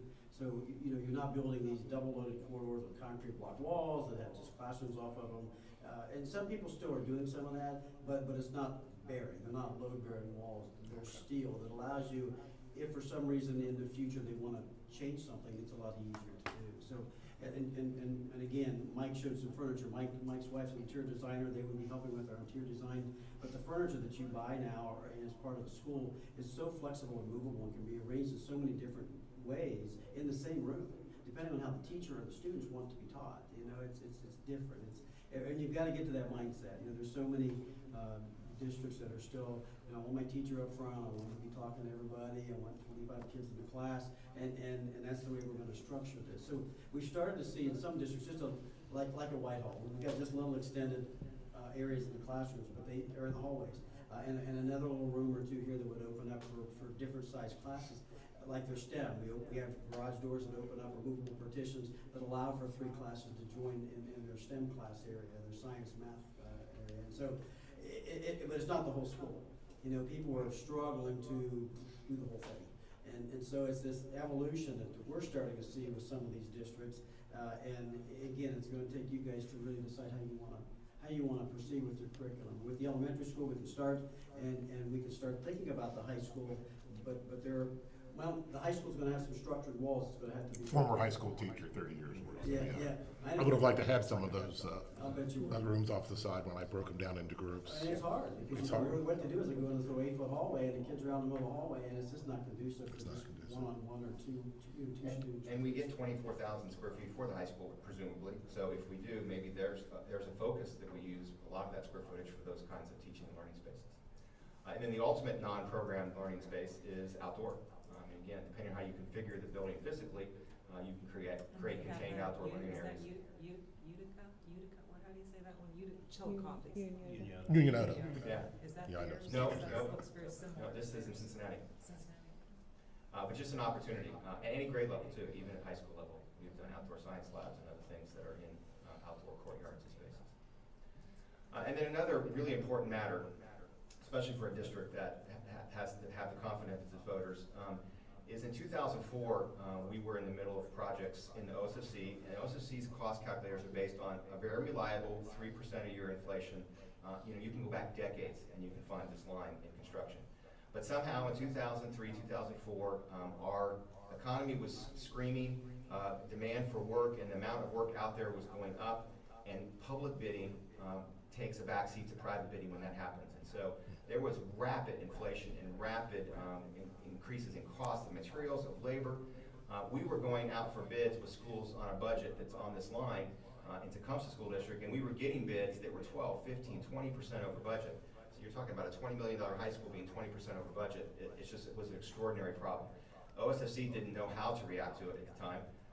They were looking for people just to cut back and make it fit on that line. And the irony is, that as all things do correct themselves, we hit the Great Recession, and construction costs and labor costs went right back to that line. But what happened in that sort of exchange of rapid change in inflation and construction was the market corrected itself by getting rid of probably a third of our construction capacity. So a lot of firms went out of business. Other firms stopped doing public work altogether and went to private-only work. And so it was fine because we were slowly starting to pick up work again. Now here in 2016, 2017, the volume of construction, public construction and private construction, is up again. It's getting back to pre-recession levels, but our availability of workforce is much smaller than it was pre-recession. So I'm afraid, just by looking at things that are happening just in the first part of this year and the last quarter of last year, that we're gonna see some kind of bump in inflation and in cost. And so we have to be very careful, because again, my experience with OSFC is they're staying very true to this 3% line, and we have to be very careful of what we're doing. One of the things I can say is, in the school facilities program, their prescriptions are pretty predictable in cost, but they're also, you know, pretty rigid in terms of there's not many things you can change to reel your costs back in. In a non-OSFC project, you can make a lot of decisions on what you use for materials and what you use for size of classrooms and what you use for programming that can really give you some flexibility with costs. Your cost flexibility with OSFC is less. Doesn't mean it's bad. You get great value with OSFC projects and those standards. But when you're over budget, there isn't a lot they're gonna let you do to get it back in budget, except maybe take off brick and make it block, and take off sloped roofs and make them flat roofs. You can't make your classrooms 10% smaller. So that's something to consider, and something we're gonna help you watch a lot over the next year to 2 years, depending on when it looks like you're gonna be executing a program. And then finally, how do we engage the community? Is there gonna be a facilities advisory team? That's one way. We'll be here helping to lead presentations. We'll even help do electronic audience response engagement if that helps your district. It's a wonderful process, not only to see what people in the room think, but for a person pushing a button thinking everyone thinks like them, to see on a screen like this where everybody else's opinion is. And so we're here to do anything you want us to do to help be transparent and help be engaging with your community. Typical timelines, we think what you have to do before you're ready for a bond issue resolution would be probably 5 months worth of effort. 2 months of it will get us to that sort of OSFC, this is our master plan idea, and then maybe 3 more months we'd actually be taking that further and refining a very specific plan to communicate to the community. And so you'd like to see that maybe hit before the summer break, because a typical November bond issue, and I don't know which November or if November, but you would have to be, you know, adopting a resolution in July to be on the ballot. And then you're looking at about 3 years worth of design, engineering, construction, bidding to be into a new school. So that's just a generic schedule. It is just kind of typical. Again, OSFC has some milestone approvals that tend to slow the schedule down a little bit, but not terribly. But again, if speed were of the essence because of cost or because of a date that you have to occupy a building, OSFC can hold you back. And going on your own can be a little bit more efficient. Again, not a reason not to go with OSFC, but just another one of those things to be thinking about. And then sites, wow. Cost, size, and location is what the average voter, the average citizen thinks about sites. But when we look at sites, we look at 100 different variables, and we use expertise. Have you seen our site? Yes, Okay. I have. And so actually Glenn is here tonight to sort of give you some thoughts about some of the things he's observed about your site and some of your options. So I know one of the things, you know, And so just to be clear, before we start this, Tony, these are initial discussions with us, not written in stone, and not the gospel according to. It's, we're still If you gathering quote anybody, data. quote Sam. Due diligence. Find Yeah, out if what you quote can do. anybody, quote Sam. Yeah. Okay, so this is where we are in just, because you guys have just started into this project with us and stuff, okay. Right. I just want to be real clear for myself. no, I mean, we've heard a few different things about sites. I think one of the things we want to do, like I said up front, is really get Glenn going and talking about these sites. One of them is do we, you know, again, take the existing Carroll campus and build a new school there? And is it just the one school for how many students? And we really got to look at how that building would fit and how many stories is that elementary school, and what does that do to the traffic flows and all that. So we've got to really figure that out, because I believe that's one of the options. We do know that the Carroll Eastern property is a property that's this one, that you guys, it's 57 acres. It is not going to be annexed from what we understand. It does have a lot of concerns about utilities, and Glenn can be here to ask or answer or tell us what he knows about that. The Lythopoulos property, and we understand, I think there's some available property there too. You know, I don't, again, early on, we need to decide, is that a viable solution? Master plan of trying to go to 2 schools, of putting one down there. I don't think you put just one down there. I don't know if that makes any sense, but you need to give us a little insight. So do we spend much time with that? And then at one of the meetings too, there was some conversation about some other adjacent property to the campus that could be annexed. And I think we want to understand what that is a little bit more, and maybe look into that as well. And if you have others, you know, we're here to help you guys try to figure out what the most cost-effective approach is. So Glenn and our other, by the way, we do have a mechanical electrical engineer. They really key in on the gas and the electric coming to sites. Glenn is more about stormwater and sanitary, but he can talk about those main gas transmission lines today in the one property. But they will help us as well look at these sites in their regard for gas and electric as well. Because we got to figure all that out, have all the conversations with the jurisdictions and understand each of these different options. What does it mean, estimated costs, because we're just estimating what we think the costs are going to be to get that particular site as the site for an elementary school. We got to really figure that out here in the next couple months. Yeah. So, do we want to just spend a brief period of time talking about Carroll Eastern? I know it's one of the. This Sure. is your show. Yeah, Okay. sure. You got 5 very interested people. Yep, go right ahead. So Glenn, do you want to, I know you'd spend a little time talking, we were doing some research on this, and I want to just. And nobody at this table bought this, by the way. We're on the board when this was purchased, right? You were Sam, we're not, okay. I don't know any. We're not guilty, But we do own this property. but we do own it. Okay. Tony mentioned the gas, let's jump right in on that. I don't know how well you can see it, there's 3 black lines, right down in this area. Those are 3 gas transmission lines cutting across the corner of the site. Not a big deal, they do have a 50-foot easement around them. They have their own regulations. I can't remember what the situation, if it's TransCanada that owns it, and Columbia Gas is owned by TransCanada or vice versa. Anyway, they've got the regulations on how you can impact the area that is in the easement for those gas lines. It's doable, you can cross over them, you need to coordinate that with the gas company. I don't see that as a big or major hurdle or anything like that for the site. Just takes up a little bit of space there down in that corner that will have some limitations on use. Overall, the site, site topography is not bad at all.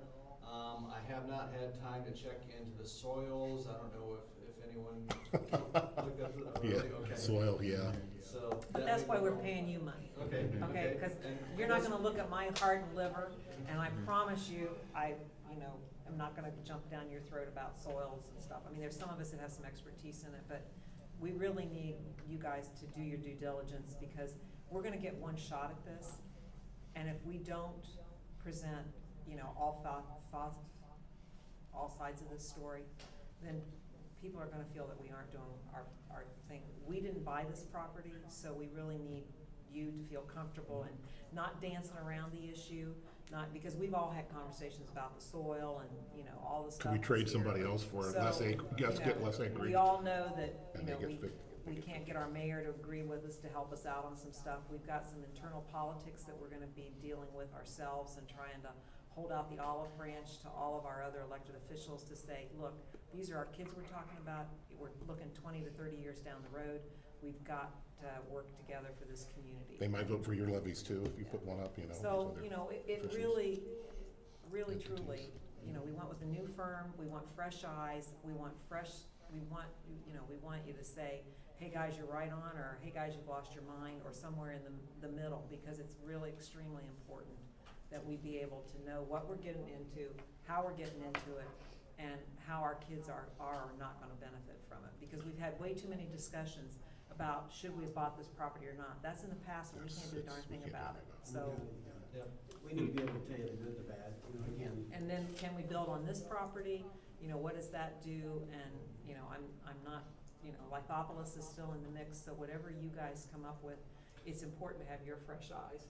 In the regional planning meeting, 100-year floodplain most likely had to be put on a 4-foot pad. But again, you gotta talk to regional planning, or do whatever you do, because that's what your expertise Right, is. yep, and I will give you my honest engineering opinion, that's what we do all the time with Tony.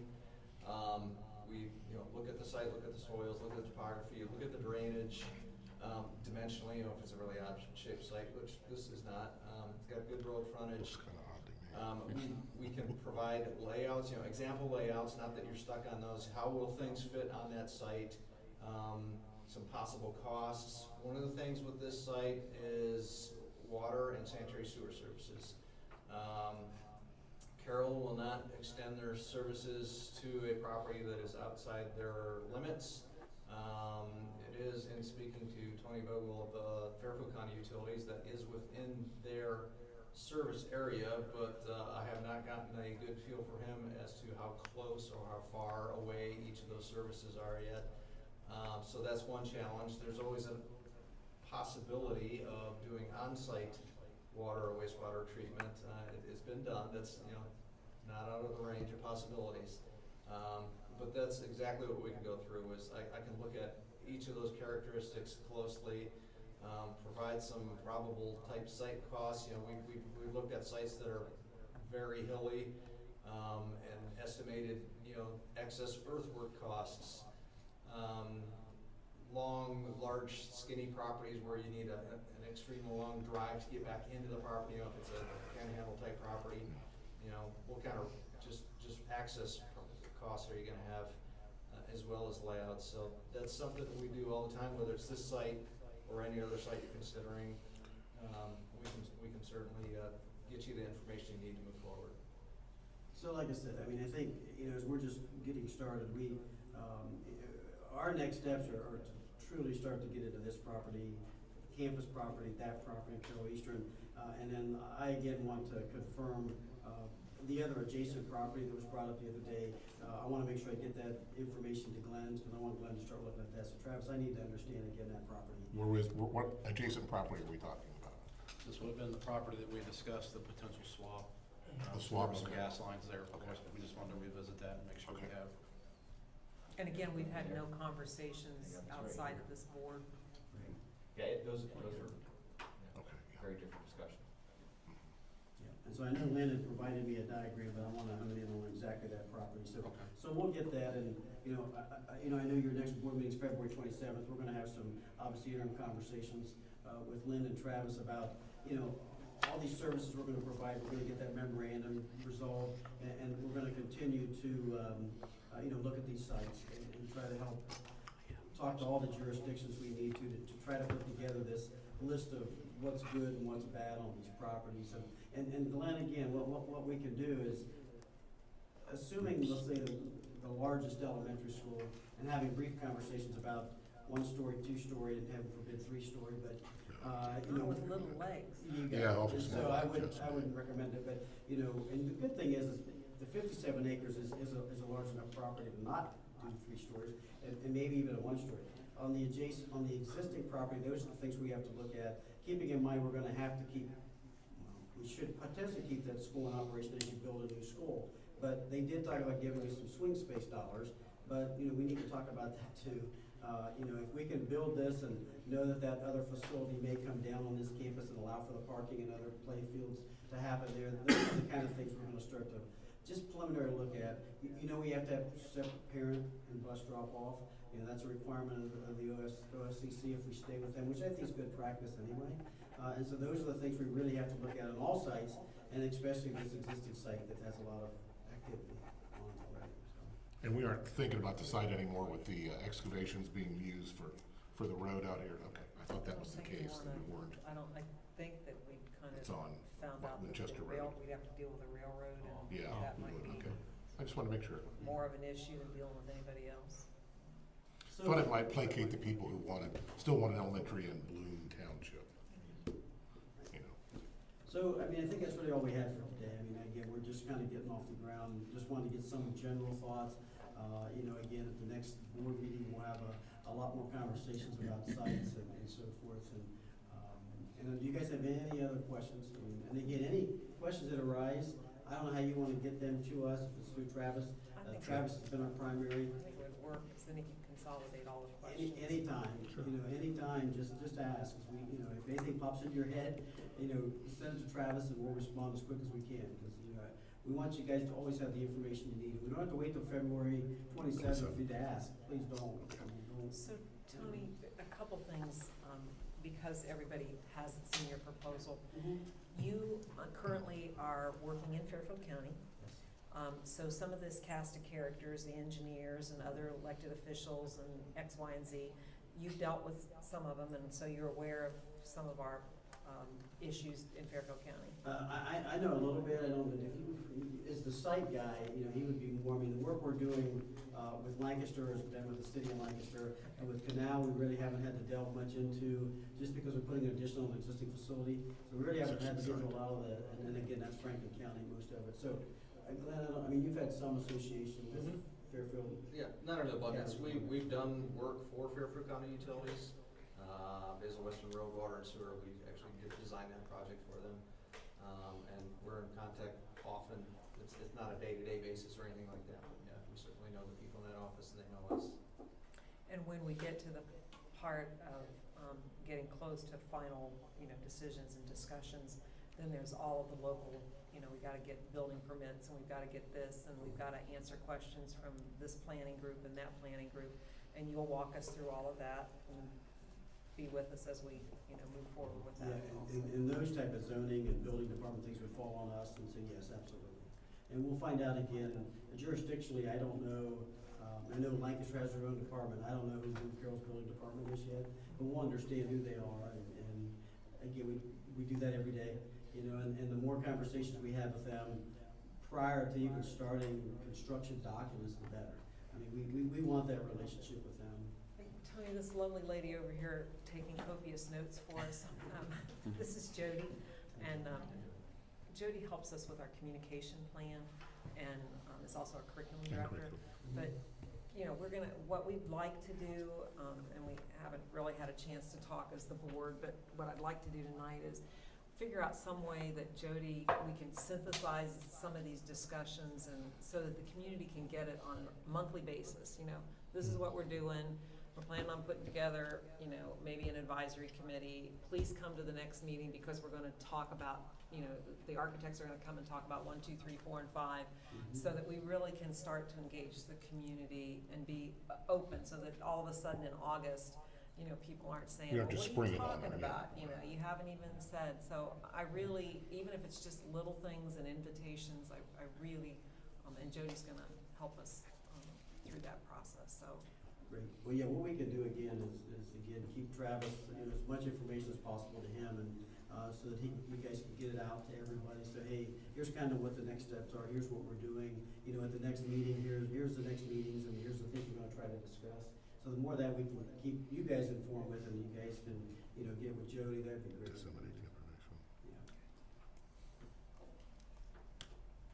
So, questions? Anybody? We got a plan? Do you have questions for us, or, you know? No, I don't think so. Do you have any more? No, and we just want to right-size the services for what you need most. So you tell us, and we'll be there to help. So we'll be, like I said, we'll be working with Lynn and Travis about, you know, we don't know yet what the bond campaign looks like or what you're gonna need help with there. That can come, but all this pre-planning of assessments and working with the OFCC, and working with these sites and working with you guys in the committee or the board, however we wanna say it, you know, we just wanna get that all on paper so everyone's clear. Okay, here's the things that we can do and can provide to you guys. And like I say, we can participate in any presentations to the community. I know you've done some engagement where you've asked for some polling or some suggestions of would they prefer an elementary or a new one versus. I saw some of that. Lyndon provided me. You know, one of the things that Mike was talking about, you know, we have the potential, if you think we need to go further with any more of those type of meetings, and like Mike said, he's got the ability to have people, we can ask a few questions and they can respond, and it'll pop up on the screen, the responses. So, you know, like you said, the more that we can get in front of the community and ask them those kind of questions, we gotta decide if that's what we wanna do again. So Jody, we might wanna look at, I don't know if it's too late or too soon, but, you know, talk with Travis and Lynn and Tony, you know, maybe before or during the district showcase, we could have some type of community polling, because we have a showcase that we, you know, have here at the school, and it's pretty well attended, and so maybe that would be an opportunity for us to. Is it April 27th or is it? It is. It is, okay. Yeah. I just saw it. That's where we did the first survey. So I think that if we could start, you know, getting stuff out, that potentially if that would work for you guys too with us, that, you know. Yeah, because I think, you know, again, by the end of March, we really need to say to the state, here's where we wanna go with 1 or 2. And so I don't know what polling we do in April, but we need to make some decisions before April, obviously, about 1 or 2 elementary schools and that kind of a plan. Well, I think just a couple things that Mike said tonight that stood out in my mind was the cost per pupil of a building under $350. I mean, our district, while, we're very, wanna have on 2 buildings, one on each side of the road and, that type of stuff. Parents are getting used to, trying to decrease our bus routes, they're used to coming here, they understand some of the reasons, although we still want, school on the other side. But I think when the bottom line shows that if it's gonna cost us, X amount more per pupil to do that versus, we wanna be fiscally responsible too, so. But you also need votes, so if you Right. have this over here and over there and have a chance to pass an elementary issue this way. Correct. I mean, I see the difference on the sheet here, how much it is. State will co-fund more of that, actually, than they will just for the other thing, Adams County percentage-wise. had 4 high schools they were trying to replace with one. One high school was 30 million, 4 was 60 million. The one high school failed 2-1, and the 4 high schools passed 2-1, because it was the right answer for the. When you saw the tax issue, where the building aspect was over in the Bloom area, and at least for the K4 kids, if you could cut the bus time down, hour and 10 minutes, whatever it is, round trip every day or more. Sweet. These are all good factors, all on your plate. But then the factor that some people, some of the people in the community don't realize is that Carroll pretty much is the center of the geographic center of the district. I mean, Lithopolis is at the far end. There's actually even part of Canal Winchester in between Lithopolis and Greencastle. 20 houses, no mayor, and it's canal there, and then you go just outside of that crossroads, and it's back to Lithopolis. It's back to Bloom-Carroll again. So, that's back when you could pick 3 or 4 different high schools if you lived in Lithopolis you could go to. My mother picked Groveport out of either Groveport, Carroll, or Canal, or whatever, because all they had was an elementary school. So, we look forward to working with you. Again, we just want to make sure that we get as much information for us and as, understandable as it can possibly be, so that we can explain it to our voters. And I think, you guys, at least last time, the community that we engaged, we did have some leaders that came in and they stayed with us. Some of them stayed with us through the whole project. Some of them bounced in and out. Yeah. But I do think, I would recommend us. Lynn's got some names of some folks. We've had some people that were here, for a couple initial plannings. But I think anybody that would like to be involved with, discussions and here, it's not the levy campaign. It is truly a facilities planning, because we have to be very careful around, levy planning and then, what we're doing with the facilities plan. But what I look at is we're doing a strategic plan for our buildings and for our district for the next, 15, 20, 25 years. And how do we get that presented and then it become a the new living, breathing document, not the one that they said, well, you said 10 years ago you were gonna do this. Well, actually, that was 20 years ago, but, so. And I think it's important too, and I'm sure you guys will take care of it, but for people to see that the high school is probably right at that, what you said, 68%, that it's probably right there as far as do you fix it up, or do you just level it and build new? And I think, Tony, the other thing that we need to say to the board too is the gas lines that we talked about that were over here. I'm gonna be one of the ones to admit that when I heard that and it wasn't explained to us and we didn't understand that they run clear up through Pickerington into New Albany through, $1 million homes that are like from here to us.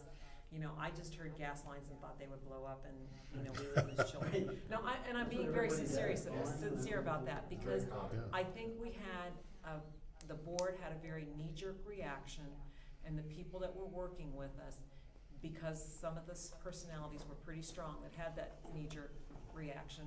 I think that, you guys working with us need to understand that, children's safety, communication, and, I guess gas lines could blow up any place, but that really was, I don't think I didn't get, and I had a very strong reaction. I know Monica did. In fact, I quit listening. I wouldn't even entertain So that may have been an option, so I really wanna make sure that everybody understands that we all feel comfortable asking any question, and that you feel comfortable saying, you know, I assume that you would know this, but, you know, I don't assume that Don't I assume we know do. anything, because I don't wanna make a mistake. I want it to be the right thing for our We had a kids. community member come in with a photograph of a school blown up by a gas line. Oh, nice. And at that time, the land swap, those lines over there, they're further apart. They're 80 to 120 years old. They're concentrated at the corner of that property down there, near the pump house and everything, so. I don't know how the same community member walk in with that, but again, with the picture, that's what we were facing. No, we can provide, again, you know, safety precautions and those type of things, and are these really safe or unsafe, and, you know, what are the chances of there being an issue and so forth. Now, there can't be, but I'm just saying, you know, these things run through people's yards all the time, and so it's just something we can help explain. And I think that's important, at least for me, so that I can, you know, when Feel I comfortable. talk and feel comfortable that, you know, that it's, because safety for this board of our kids is our utmost responsibility, and we take it very seriously. So. Absolutely. Any other questions? If not, can I get a motion to adjourn? So moved. And a second? Second. Mr. Mellis? Yes. Mr. DeSalvo? Yes. Mr. Fowler? Yes. Mrs. Parker? Yes. Mrs. Chapman? Yes. Thank you guys for being here. Thank you. Thank you.